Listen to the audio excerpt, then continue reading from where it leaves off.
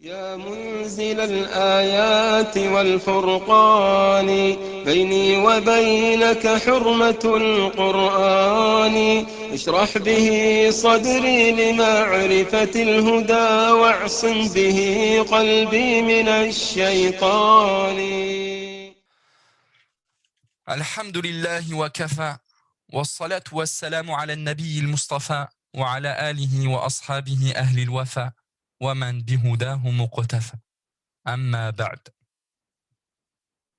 Lors du dernier cours, on en a terminé avec les piliers de l'islam, l'éclaircissement de ce qui était lié aux piliers de l'islam. Aujourd'hui, on entame la troisième leçon de l'auteur. Il nous dit, rahimahullah, ad-darsu thalith arkanul iman. Arkanul iman wa hiya sitta. An tu'mina billahi wa malaikatihi wa kutubihi wa rusulihi wal yawmil akhir wa tu'mina bil qadari khayrihi wa sharrihi. La troisième leçon, les piliers de la foi. Les piliers de la foi qui sont au nombre de 6. Que tu crois en Allah, en ses anges, en ses livres, en ses messagers, au jour dernier, et que tu crois au destin, qu'il soit bon ou mauvais, comme provenant entièrement de la part d'Allah. Fin de citation de l'auteur, rahimahullah. Dans cette troisième leçon-là, on va éclaircir ce qui sera donc lié aux piliers de la foi. On a dans l'islam ce qu'on appelle les piliers de l'islam et les piliers de la foi. Référence au hadith de Jibril, alayhi salam, que l'on appelle de la sorte, hadith Jibril, rapporté par Muslim, dans lequel Jibril, alayhi salam, est venu se présenter au prophète sallallahu alayhi wa sallam sous apparence humaine et lui a posé une série de questions dont le but était d'enseigner aux musulmans leur religion. Et parmi ces questions qu'il lui a posées, Akhbirni anil islam, informez-moi au sujet de l'islam. L'islam ici dans son sens précis, dans l'un de ses sens précis qui sont les œuvres apparentes de cette religion, qui est aussi l'islam dans son sens, dans son autre sens précis, ad-din alladhi bu'itha bihi Muhammadun sallallahu alayhi wa sallam, la religion avec laquelle a été envoyé Muhammad sallallahu alayhi wa sallam. Souvenez-vous, on avait souligné ces différentes utilisations du mot islam dans les textes. Et le prophète sallallahu alayhi wa sallam, il a répondu à Jibril en mentionnant les 5 piliers de l'islam. Ensuite, Jibril lui a posé une deuxième question. Akhbirni anil iman. Informe-moi au sujet de la foi. Et Jibril, qu'est-ce qu'il lui a répondu? Le prophète sallallahu alayhi wa sallam, qu'est-ce qu'il lui a répondu? An tu'mina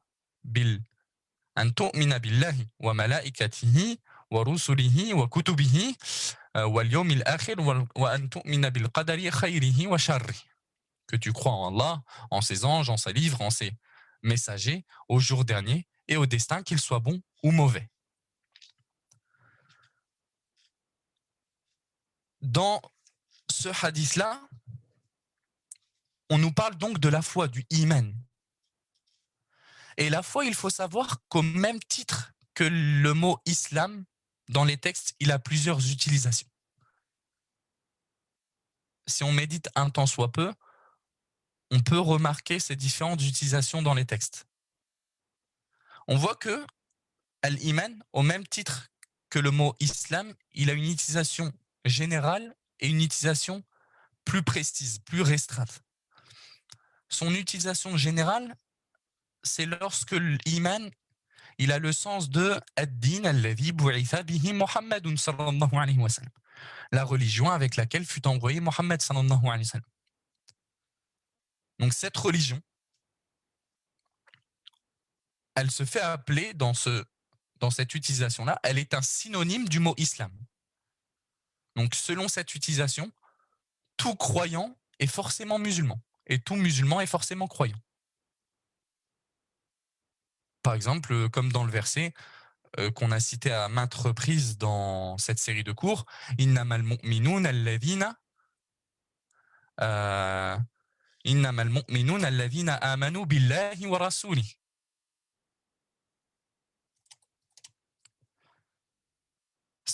Certes, les véritables croyants sont ceux qui croient en Allah et en son messager, donc les musulmans, en son messager Mohammed sallallahu alayhi wa sallam.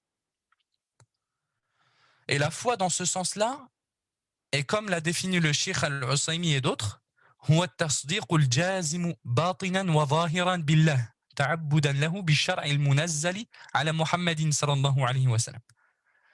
La foi dans ce sens-là général, c'est la croyance ferme en Allah, apparente et cachée, en l'adorant par cette législation descendue sur Mohammed sallallahu alayhi wa sallam. Et la foi dans ce sens-là, chez les adeptes de la sunna, chez ce qu'on appelle Ahlus Sunnati wal Jama'a, à l'opposé des adeptes de l'innovation et de l'égarement. Donc cette foi chez Ahlus Sunnati wal Jama'a, elle est composée de 5 choses. Lorsqu'on réunit les textes, on voit que cette foi-là, elle est composée de 5 choses.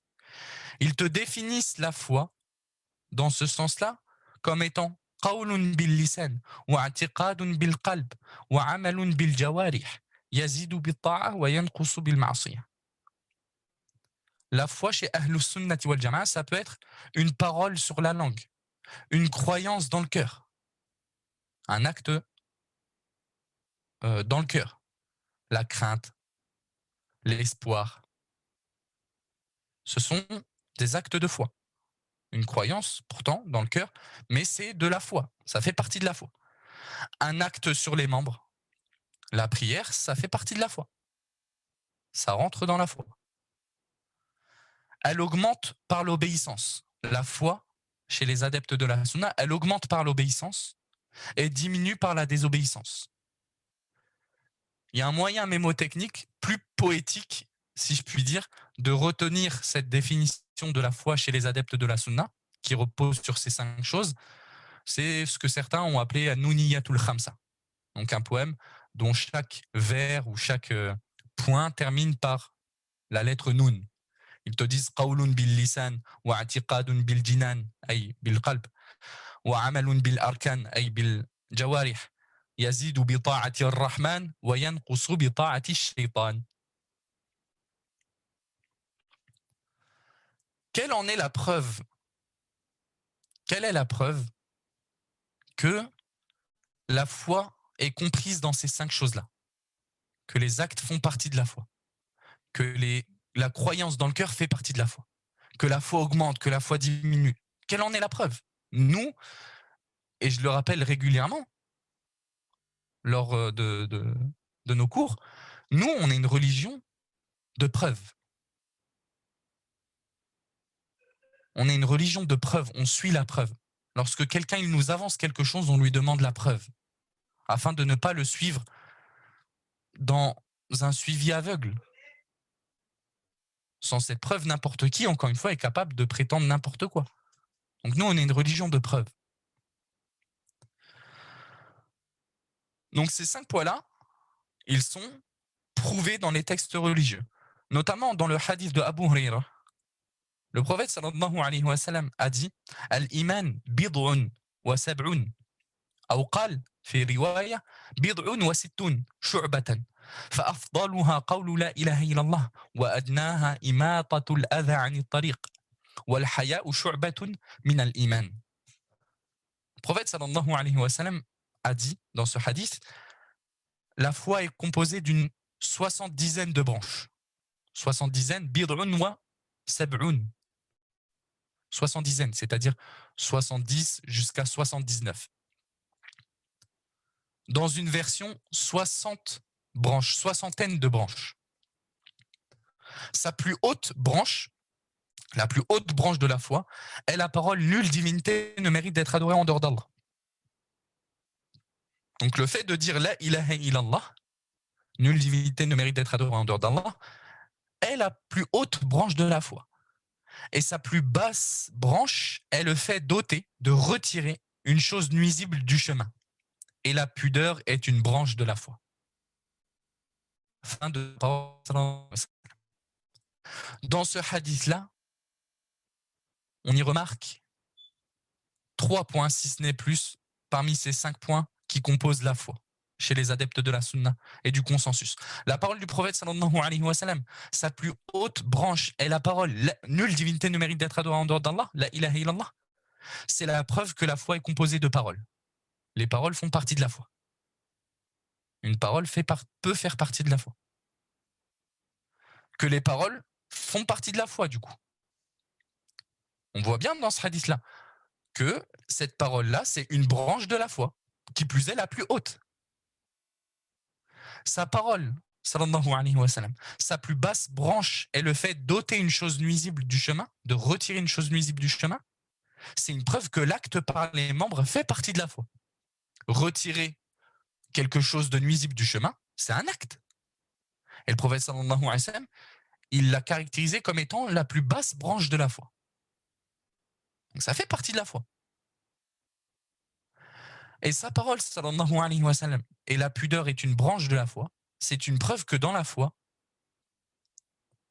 il est aussi question de croyance, d'acte du cœur. La haya, la pudeur, c'est quelque chose, c'est une notion intérieure, si je puis dire de la sorte. C'est une croyance de ce point de vue-là. Bon, une attitude peut-être, mais cette notion-là, elle est présente en nous. C'est pas une parole. Oui, ça se manifeste après en tant que parole et en tant qu'acte, mais en soi-même, le concept de pudeur, c'est quelque chose d'intérieur. C'est un acte du cœur. Donc, on a bien la preuve de ces 3 premiers points dans ce hadith-là. On pourrait même soulever à travers cette notion de plus haute branche et plus basse branche qu'il y ait une notion, une indication qu'elle augmente et elle diminue. Mais pour ça, en réalité, on a des preuves plus évidentes, plus claires. Notamment la parole d'Allah subhanahu wa ta'ala, dans laquelle il nous dit « Innamal mu'minuna alladhina idha dhukira Allahu wajilat qulubuhum wa idha tuliyat alayhim ayatuhu zadatuhum imana wa ala rabbihim yatawakkalun » Les vrais croyants sont ceux dont les cœurs frémissent quand on mentionne Allah. Et quand ces versets leur sont récités, cela fait augmenter leur foi. Zadathum iman. Et ils placent leur confiance en leur Seigneur. Ce verset est une preuve claire que la foi, elle augmente. Zadathum iman.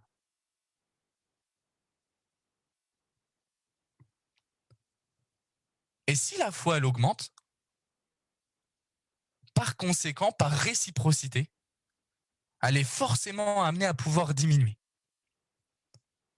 C'est pour cela que toutes les preuves indiquant l'éventuelle augmentation de la foi, indiquant l'augmentation de la foi, sont légitimement utilisables pour indiquer la diminution de la foi aussi.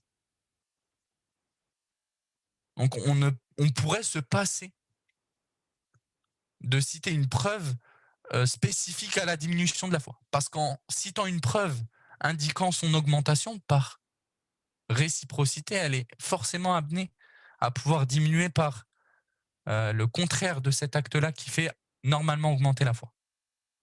Donc on a bien ici, à travers ces quelques textes déjà, les preuves de ces 5 points que compose la foi. L'augmentation et la diminution de la foi, c'est une chose qui a été aussi prouvée dans la sunna. Notamment dans le hadith du prophète sallallahu alayhi wa sallam, Man ra'a minkum munkaran falyughayyirhu biyadihi fa in lam yastati' fa bilisanihi fa in lam yastati' fa biqalbihi wa dhalika ad'afu al-iman. Hadith d'Abu Sa'id al-Khudri rapporté par Muslim, dans lequel le prophète sallallahu alayhi wa sallam nous dit « Celui parmi vous qui voit une chose blâmable, qu'il la change par sa main. S'il ne le peut, qu'il la change par sa langue. Et s'il ne peut, qu'il la change, qu'il la réprimande par son cœur.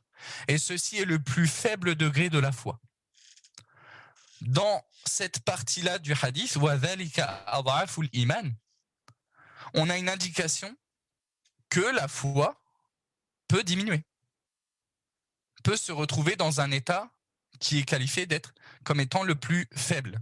Sous-entendu qu'elle peut être amené à augmenter et diminuer.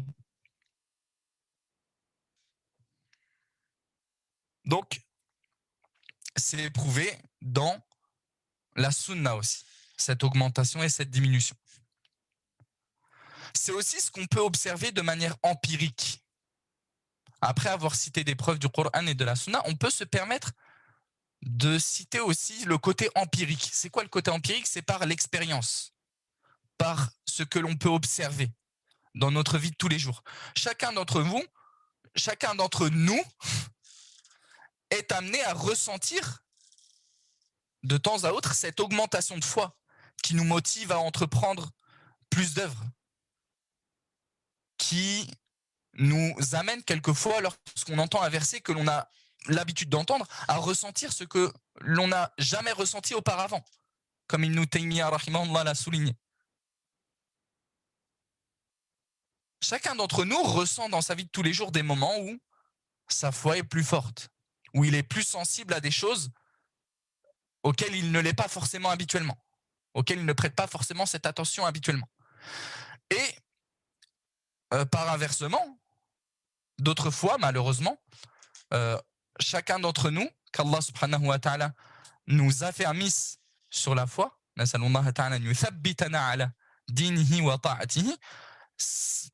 est amené à pouvoir ressentir une diminution nous décourageant à certaines œuvres. Donc même le côté empirique, il prouve cette augmentation et cette diminution. Et c'est aussi un sujet sur lequel il n'y a pas de divergence. Ibn Taymiyyah rahimahullah, il nous dit قد ثبت لفظ الزيادة والنقصان منه عن الصحابة ولم يعرف فيه مخالف من الصحابة.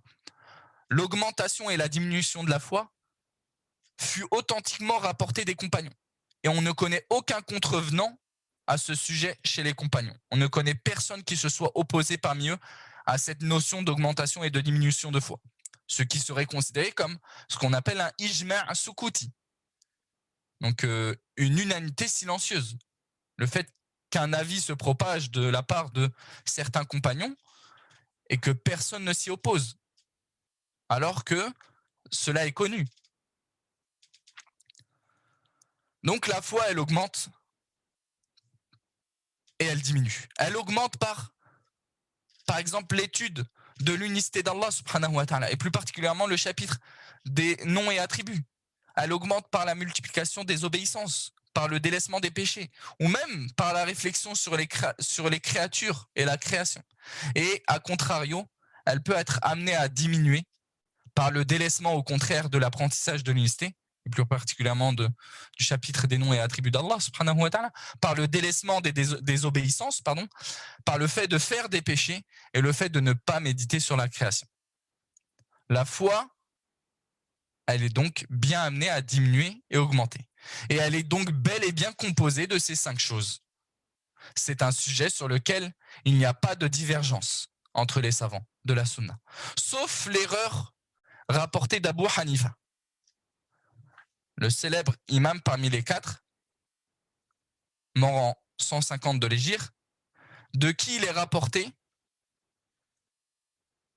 ce qui a été réprimandé par l'ensemble des pieux prédécesseurs, ce qui lui a été reproché et sur laquelle il a été réprimandé, le fait d'avoir extrait les actes de la foi, d'avoir fait des actes une chose extérieure à la foi.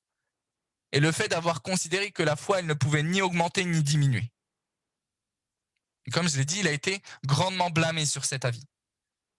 Et c'est le seul sujet sur lequel Abu Hanifa a fait scission du reste des imams de la sunna. Malik, Shafi'i, Ahmad, Ishaq, al-Bukhari. Donc le chapitre de la foi, c'est le seul chapitre sur lequel ces imams-là de Ahlus Sunnati wal Jama'a n'ont pas forcément eu le même avis, dans le sens où Abu Hanifa les a contredits. Sinon, tout le reste, ils ont été unanimes sur cet avis de Ahlus Sunnati wal Jama'a. Et la vérité est justement avec eux. Abu Hanifa s'est tout bonnement trompé. En précisant aussi que certains ont rapporté qu'ils se seraient repentis de cet avis-là. Notamment Ibn Abd al-Barr, mort en 463 de l'Hégire, et Ibn Abil Izz, mort en 792 de l'Hégire, donc un Hanafi qui plus est, qui rapporte de son imam dans le fiqh qu'il se serait repenti de cet avis, qui est considéré comme une erreur par les savants de la Sunna, par les adeptes de la Sunna. Une erreur claire. Et vous-même, vous êtes amené à le constater à partir des preuves. Wallahu a'lam. À titre d'exemple, on pourrait citer ces paroles-là des trois imams, donc en dehors de Abu Hanifa, qui prouvent leur avis sur la question, que la foi, c'est bien ces 5 choses-là. On a par exemple la parole de l'imam Malik qui nous dit « Al-imanu qawlun wa amalun yazidu wa yanqus ». Ce que nous rapporte Ibn Abdel Barr, que l'imam Malik a dit « La foi est une parole, des actes, elle augmente et elle diminue ». Bon, effectivement, dans cette parole-là, il ne fait pas mention de la croyance dans le cœur. Mais ce point-là, il est compris dans le terme parole. Parce que Malik, il a voulu dire parole du cœur et de la langue. Parole sur le cœur et parole sur la langue. Donc on voit que Malik, concrètement, il a cité ces 5 choses-là. L'imam Shafi'i, qui nous dit « Al-imanu qawlun wa amalun yazidu wa yanqus ». Exactement la même phrase que ce qui est rapporté par Malik. Ce qui est rapporté de Malik, rahimahumullah. Et l'imam Ahmed de même, qu'il aurait dit Al-imanu yazidu wa yanqus kama jaa al-khabar. Akmalul mu'minina imanan ahsanuhum khuluqa. Que l'imam Ahmed a dit la foi augmente et diminue comme il est venu dans le hadith, dans le khabar, l'information, mais ici il a voulu dire dans le hadith, le plus parfait des croyants en foi est le meilleur d'entre eux en comportement. Parce que s'il y a un plus parfait en foi, c'est qu'il y a une notion de diminution et d'augmentation aussi. C'est pour ça que l'imam Ahmed, rahimahullah, il a bien extrait de ce hadith-là, même cette indication-là, que s'il y a plus parfait, c'est qu'il y a moins parfait. Et Ibn Abdel Barr, en 463 de l'Hégire, il nous dit justement à ce sujet-là Ajma'a ahlul fiqh wal hadith ala anna al-iman qawlun wa amalun wa la amalun illa bi niyyah wal imanu indahum yazidu bil ta'ah wa yanqusu bil ma'siyah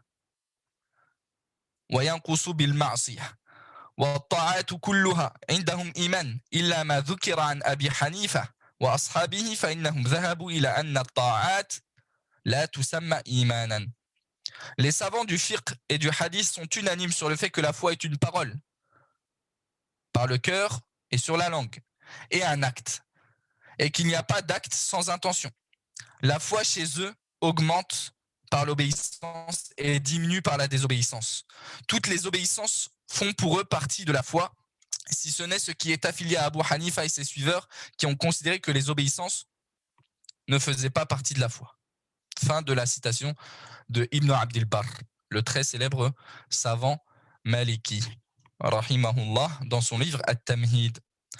Et en dehors d'Ibn Abdel Barr, plusieurs autres savants ont rapporté cette unanimité des pieux prédécesseurs quant à cette définition de la foi, comme l'imam Shafi'i, comme Abu Ubayd al-Qasim ibn Sallam, en 224 de l'Hégire, comme l'imam al-Bukhari lui-même, en 256 de l'Hégire, l'imam al-Lalaka'i en 418 de l'Hégire, Ibn Abdel Barr, al-Barawi et d'autres.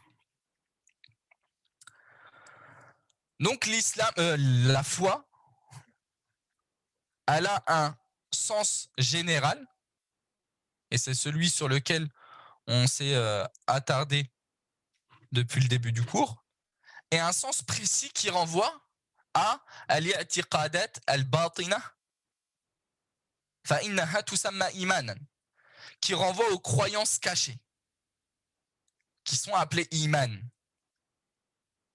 Les croyances cachées, intérieures, on les appelle, elles sont appelées foi dans notre religion, dans un sens plus précis de cette utilisation, de cette terminologie.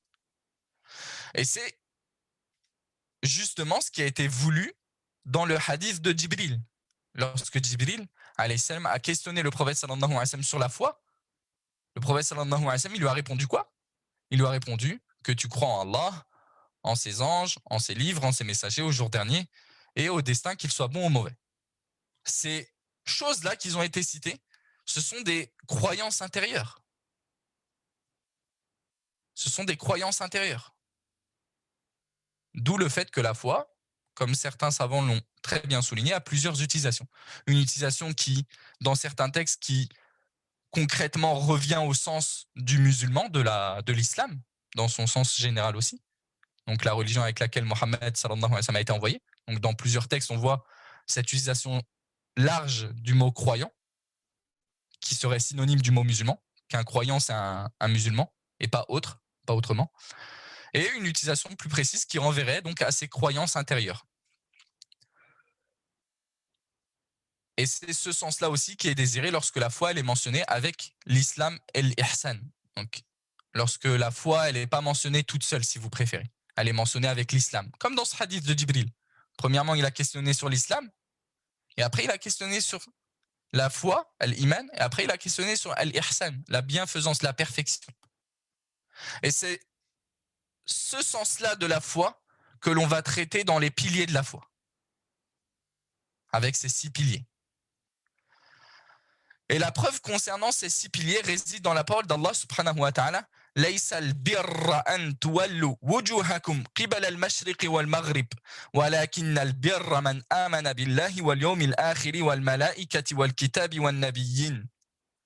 La preuve concernant les 5 premiers piliers est contenue dans la parole d'Allah subhanahu wa ta'ala. La bonté, el-bir, ne consiste pas à tourner vos visages vers le levant ou le couchant, mais la bonté pieuse est de croire en Allah, au jour dernier, aux anges, aux livres et aux prophètes. Et la preuve concernant le destin plus particulièrement, parce qu'on voit qu'elle n'a pas été mentionnée, la foi au destin, dans ce verset-là, elle a été spécifiée dans d'autres versets, notamment « Inna kulla shay'in khalaqnahu bi qadar ». Nous avons créé toute chose avec mesure, avec qadar, avec décret. Et la preuve dans la sunna, c'est le hadith de Jibril que l'on a mentionné précédemment. Lorsqu'il a été questionné par Jibril alayhi salam, qu'est-ce que la foi? Il a répondu an tu'mina billah wa malaikatihi wa kutubihi wa rusulihi wal yawmil akhir wa an tu'mina bil qadari khayrihi wa sharrihi. Que tu crois en Allah, en ses anges, en ses messagers, en ses livres, au jour dernier, et que tu crois au destin, qu'il soit bon ou mauvais. Et on verra. Parce qu'aujourd'hui, je pense qu'on se contentera de ce qui a été mentionné jusqu'à maintenant. On entamera la semaine prochaine, on essaiera de diviser les 6 piliers en 2 cours. Inch'Allah. On verra que ce qui est obligatoire aux serviteurs dans les questions de la foi est de 2 catégories. Comme Cheikh Al-Usaymi l'a souligné, et d'autres bien sûr en dehors de lui. On verra que dans la foi, il y a une quantité minimale obligatoire à tous. Au moment où la personne prononce l'attestation de foi, il faut absolument qu'elle ait une quantité minimale de foi, ce sans quoi la foi ne serait pas valide dans chacun de ces 6 piliers-là. Et on verra qu'il y aura une partie obligatoire dans la foi en fonction de la science du serviteur de la preuve et de ce qui lui parvient. Donc ce que le cheikh a exposé ici sous la terminologie suivante, al-wajibu ibtida'an mimma la yasihhu dinul abdi illa bihi, ce qui est obligatoire dès le début. Et ce sans quoi la religion du serviteur n'est pas valide. Wal-wajibu taba'an bin nadari ila ilmi al-abdi bid-dalil wa wusulihi ilayhi, ce qui sera obligatoire au serviteur lorsque ça lui parviendra. Ce qui sera obligatoire au serviteur de croire comme information lorsque ça viendra à lui, lorsque la preuve, le hadith, le verset viendra à lui. Donc on aura dans la foi, en ces 6 piliers-là, une quantité minimale, si vous préférez, et une quantité obligatoire, toujours, mais qui le deviendra lorsque le serviteur aura cette connaissance-là. Sous-entendu, si lorsque il lui parvient cette information-là, en laquelle il devra croire dans la foi, mais qu'il la rejette, là, il s'exposera à celui qui a renié cette chose-là, et donc à la mécréance, à la sortie de l'islam. Wal-'iyadhu billah. Par exemple, il se peut qu'une personne, comme on le verra dans les certains piliers de la foi, je pense par exemple à la foi aux livres, que parmi les livres qu'Allah subhanahu wa ta'ala a descendus, quand bien même ils ont été falsifiés, etc., hein, il y a la Torah, un livre qui s'appelle la Torah. À partir du moment, ça a été mentionné dans le Coran, dans la Sunna à maintes reprises, donc lorsque le serviteur il prend conscience, admettons que ce ne soit pas au début de sa conversion, mais il prend conscience, il prend connaissance, après s'être converti à l'islam, qu'il y a un livre, on lui amène la preuve du Coran, les preuves de la Sunna, qu'il y a un livre qu'Allah a descendu, qui s'appelle la Torah. Si, à ce moment-là, il devient obligatoire à cette personne-là de croire en ce livre-là qu'Allah subhanahu wa ta'ala a descendu, et qui s'appelle la Torah. S'il renie cette information-là, au moment où ça lui parvient, il sera mécréant. Pourquoi? Parce qu'il aura démenti le Coran, il aura démenti la Sunna. Il aura traité d'un menteur, si je puis dire, Allah subhanahu wa ta'ala, dans ses versets. Et le prophète sallallahu alayhi wa sallam dans ses hadiths authentiques. Et nous, on a dit, celui qui ne rejette qu'une seule lettre du Coran, il est mécréant par unanimité de la communauté. Une seule lettre, voire même un seul accent. Mais, par exemple, en admettant qu'il n'ait pas connaissance au moment de sa conversion qu'il y a un livre qui s'appelle la Torah, qu'Allah subhanahu wa ta'ala a descendu à une nation auparavant, ou qu'il y a un prophète qui s'appelait Nuh, sa foi, elle est quand même valide. Ce qui nous montre que dans la foi, il y a des choses qui sont obligatoires dès le début, qui sont obligatoires dès le début au serviteur, dès qu'il prononce les 2 attestations de foi. Et il y a des choses qui viendront chaque fois que la preuve, qui lui deviendront obligatoires chaque fois que la preuve lui parviendra. Et il y aura des choses aussi, des sujets dans la foi, plus approfondis, qui sont tout simplement surérogatoires pour le serviteur. Des connaissances dans la foi qui sont tout simplement surrogatoires aussi dans les questions de la foi. فبهذا القدر نكتفي, on se contente de cela pour aujourd'hui. La semaine prochaine, on essaiera de prendre les 5 premiers piliers de la foi et de réserver ou spécifier une assise pour la croyance au dessein de par sa complexité et le grand besoin des musulmans de comprendre ce sujet avec quelques détails. فنسأل الله تعالى بأسمائه الحسنى وصفاته العلى أن يغفر لنا وأن يرحمنا.